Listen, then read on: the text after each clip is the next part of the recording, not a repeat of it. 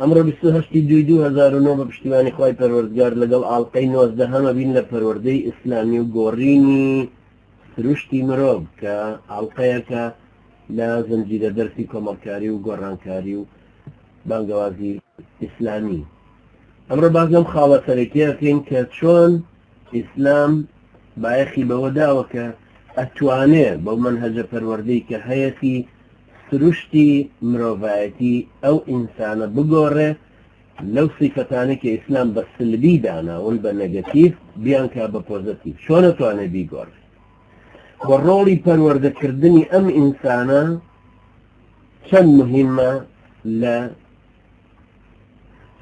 لە پێگەیشتنی، چەند مهمە لە داڕشتنی، لە پێگەیاندنی لەوەی کە بیگەێنێتە ئەو ئاستەی کە فعلەن ببێ بە تاچێکی کاریگەر لەو گۆڕانکاریە کە پێویستە لە کۆمەڵگەکەیە ڕوو بدە. وتمان گۆڕانکاریەکەش دائیمە وتمان لە تاکەکە خۆیان دروستە بێت، لە ناخی خۆیان، لە عەقلیەتی خۆیان، لە بیرکردنەوەی خۆی، لە دڵ و دەرونی خۆی، لە ململانی نێوان هەوا هەوەس و تەقوا، هەروەکو کە ململانەی نێوان تەوحید و شرکە لە ڕووی عەقیدەیەوە.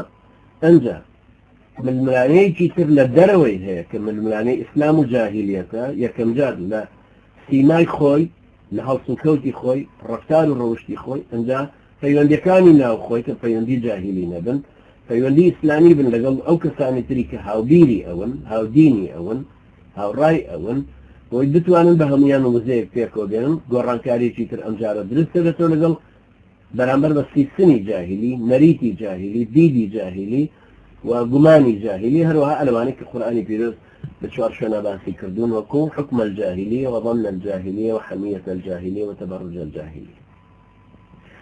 ڕۆڵی پەروەردەی ئیسلامی لە گۆڕانکاری سروشتی ئینسانەکەیە زۆر شتێکی گەورەیە، چونکە ئینسان لە دیدی جیهانبینی ئیسلامیەوە مەخلوقێکی زۆر تایبەتە، لایەنێکی هەیە لایەنی ڕۆحیە کە ئەمڕۆ ژیانی مادی ئەمڕۆ احتیمامی پێنادا، بایەخی پێنادا و یان هەندێکیان اعترافی پێناکە. ئەسڵەن ئەوەی اعترافی پێکە جارە زۆر بە سادە و ساویلکەی تەماشایەکە، وەکو کابرای ئەمریکی ئەوروپایی بە شێوەیەکی گشتی باوەڕی پێی نەماوە. و هەروەها لایەنی جەستەیی، ئەم لایەنی جەستەییەش ئێستا لە دیدی تێڕوانینی نەزەریەکانی ڕۆژ ئاوایە بۆ تۆ بە دوو بەشی تر، دەرونی چێژی جەستە. کەوا بوو باڵێن ئەگەر هەمووی کۆکەینەوە ئێمە بە نەزەری ئێمە ئەم ئینسانە بریتە لە چەند لایەنێک، لایەنێکی ڕۆحیە پێویستی بە تێرکردن هەیە، لایەنێکی دەرونی هەیە پێویستی بە ئاسوودەیی هەیە بۆ تێربوون، لایەنێکی جەستەیی هەیە پێویستی بۆ هەیە چێژەکانی جەستەی خۆی بهێنەتەتی تێر ببن.